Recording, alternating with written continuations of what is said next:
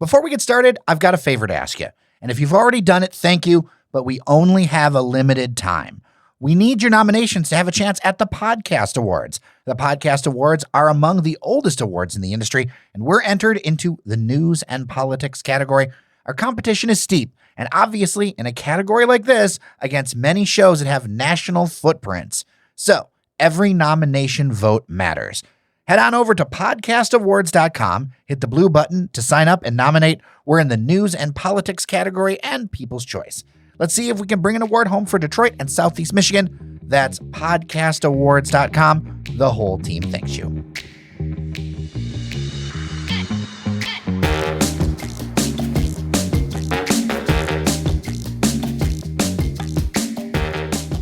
Joining me in the North End studio, Kayce Gifford with the Scarab Club. We're going to talk about one of my longtime favorite places in the city that I think it's a gem in plain sight. I don't want to say it's a hidden gem because once you know where it is, you there's no doubt that you can miss it.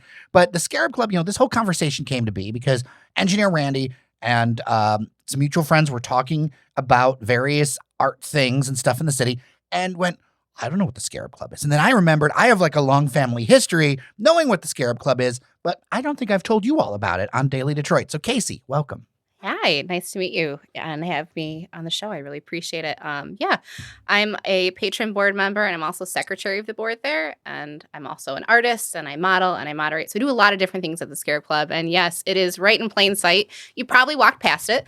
Most people have gone to the DIA, parked over there and wondered, what is that fortress looking building that I'm probably not allowed into? It is. It is a public building from Wednesday through Sunday from noon to 5 p.m. We've got a great gallery there. We've got our upstairs historic lounge that features almost 100 years of important signatures from artists throughout that time period. There's a lot of neat things going on even still at the club. So what's kind of the roots of the Scarab Club? It's one of the oldest nonprofit art galleries in the Midwest. Art's always been the focus. We do a lot of programming, hosting different music acts that come through. We have galleries on our main floor that come through. We change them out about every 6 weeks. We also have some in our historic lounge. My favorite part about the Scarab Club is the sketch sessions. So several nights a week, we have live models. We meet in the basement and we draw them for periods of about 3 hours. And I absolutely love being able to do that, being able to have that experience and not have the confines of a classroom where there's a lot of rules on how you need to draw and a lot of critiques coming in. Like, this is just your opportunity to be one with the canvas, I guess. And whatever medium you're working in. Yeah. You can bring oil paints. We have people that bring charcoal, ink.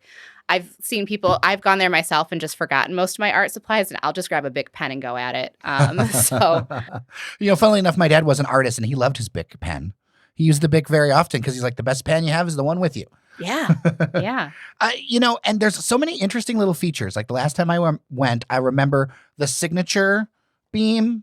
Isn't that in a room upstairs, I believe? There's several beams. Yes. Several beams. Okay. And they all have signatures. We have signatures from artists like Diego Rivera, Norman Rockwell, John Stephen Coppens, who did the big triptych at the Detroit Public Library for Mankind's Mobility. He has a signature there. And then we have some of the more modern and exciting artists like Lois Tyker, Del Pryor, the late Charles McGee. So there's lots of great signatures to look for. And you can ask somebody at the front desk if there's a specific one you're looking for because it is kind of fun to go hunting for them. Now, why do you think the Scarab Club has endured and become such a hub of the artist community? I mean, before we get on the air, you were talking about Diego Rivera, like Frida Kahlo, like all these things over the years, right? Yeah. Well, I mean, being an art club, I think it's always had a draw to it for people wanting to be in it. It was like many of the clubs at the time at its start was mostly for men. Actually, women weren't even allowed on the second floor for a period. But they have been since, I believe in the 60s, they changed that. But because it's always been that light, I think people are just drawn to kind of come in there. I mean, you pass by it and the building itself is a work of art, right? It was built in 1928. It's beautiful. We have these really pretty, almost kind of Gothic archways when you come into the garden on the outside. And, you see the building and you want to go in, but it looks imposing because there's no windows. Well, we don't have a ton of windows on the first floor because, we want to hang up art there. So you may not know that, that it's someplace you can just go in because you can't just see somebody, at the reception desk. But you can go in. I encourage you to do that again. The hours for the public are Wednesday through Sunday from noon to 5. And you are allowed to go in the garden, the main floor gallery, check out the upstairs lounge. Also, if any of you like taking selfies, the ladies' bathroom has some really cool paintings in it, and it's a great spot to do that. You sound like you speak from experience. Yeah, I do. There's always things happening over there. And at many of the major cultural events, the Scarab Club does things. But you've got some events that are coming up that are your own, and one coming up later this week. Yes. One of the ones I'm really excited about, and this is one of our fundraising events too, so I really appreciate when people get tickets to this because we are a 501c3 nonprofit, and we absolutely need that support in order for us to provide the programming and the function that we do in the Detroit community. And this event is our garden party, and I'm super excited about it. It's going to be on Saturday.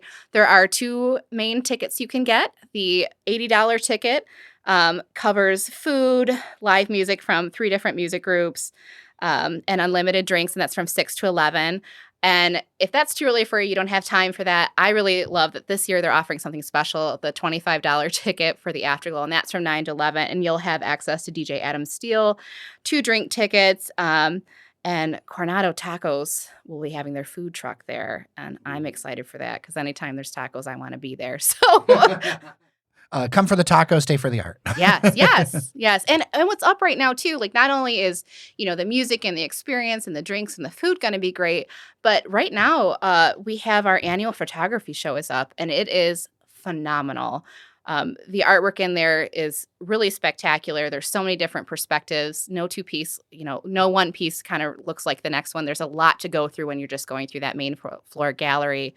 And on Thursday, we're having a gallery talk from the artist, and that's free to the public at 6 p.m. And are those some of the ways that the club helps support artists? Like, let's talk about that a little bit. Yeah. Not only hosting the art shows, but we like to give artists a platform to talk about their piece. It's one thing to go to a gallery and say, wow, that's an interesting painting. I like X, Y, and Z about it. But we like to hear from the artists and have them be able to talk about what perspectives they were taking when they made that, how they feel afterwards, and giving that platform to talk about, their piece in particular. And we do have different shows too, where some we have only 3 or 4 artists that are featured. Sometimes we'll have a solo show. But this one is, one that everybody submit to. And they are juried too, which is kind of neat. We have other juried shows throughout the year too. Like I didn't, even as a member, I didn't realize, we had a gold medal show, and you have to be a member to participate in that. We have that annually towards the end of the year. And I had no idea the winner of actually gets like a real gold medal. That was something that we provide them. When you're talking about artists talking and feedback and things, I think back, my dad was a fine artist, and I think about one of the things he told me, like, you can hate my painting, you can love my painting, but don't ever say that my painting is nice. That was the thing that that's the biggest thing. If someone said it was nice, it was the biggest insult. He would rather you be offended or dislike or whatever. He'd rather create emotion in the work than for you to be like, oh, that's nice, and kind of pass by. Yeah. And I do think it's important. Like, one of the things I love about art and why I continually come back to this building, because it's constantly changing. So, my thoughts on it are changing as well. But yeah, actually evoking a response. You do not have to have a master's in fine art to come in and look at a photograph and say, like, wow, that's really provocative, or wow, this makes me feel like really calm and comforted. I really enjoy the colors in this. Like, you're allowed to have those responses. And we really want to hear, not just from the artists too, but from the people who are attending. I'm at almost all the gallery openings because I love to be there. But one of the things I always do is I grab people when I see them looking at a painting. I ask them, like, what draws you to this? Not do you like it, but what draws you to look at this painting or photograph or ceramic piece, whatever it is. Like, what is it that you're drawn to when you're looking at this? And getting people to have insightful responses. And sometimes you have people that'll say, like, I'm not really good. I don't get this. Like, well, you don't really have to get it. We just want you here to be a part of it. What drew you to be so active in all of this? I think being an artist myself, I found it really exciting to just be around other artists and like-minded people that support that community. Especially attending the life drawing sessions. There's such a variety of abilities and people who do this professionally, people who do this just for fun. And you never know who you're sitting next to. Like, there's been times I've been sketching and not realizing, like, I'm sitting next to one of Detroit's biggest muralists right now. And just, trying not to fangirl, keep it together.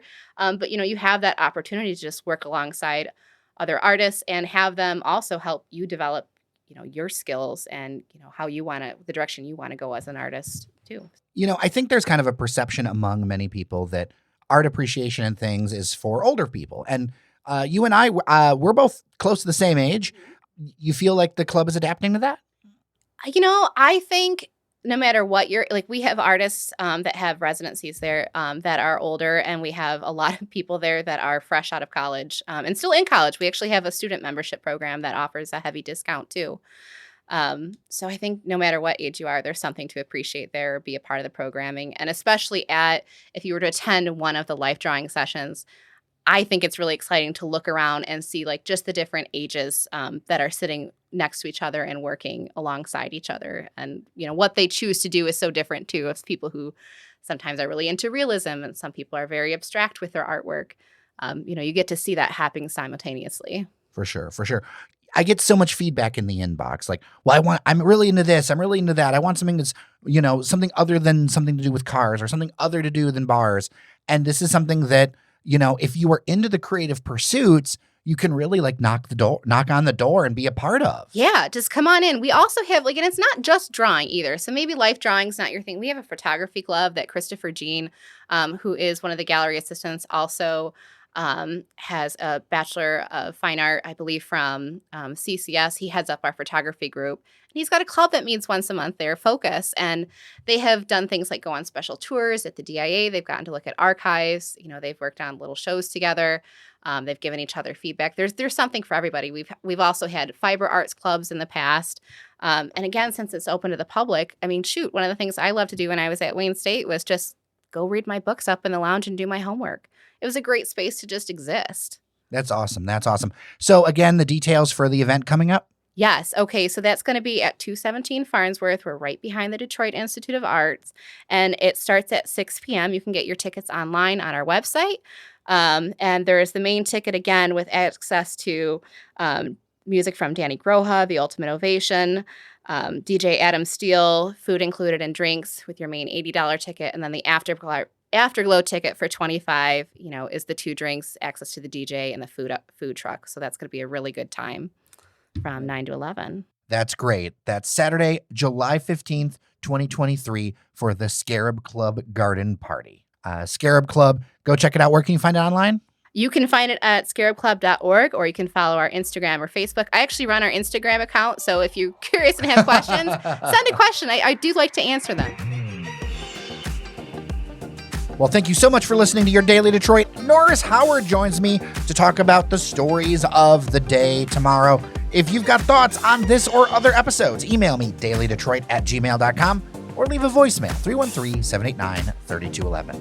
That's 313-789-3211. With that, I'm Jer Stays. Remember that you are somebody, and we'll see you around town.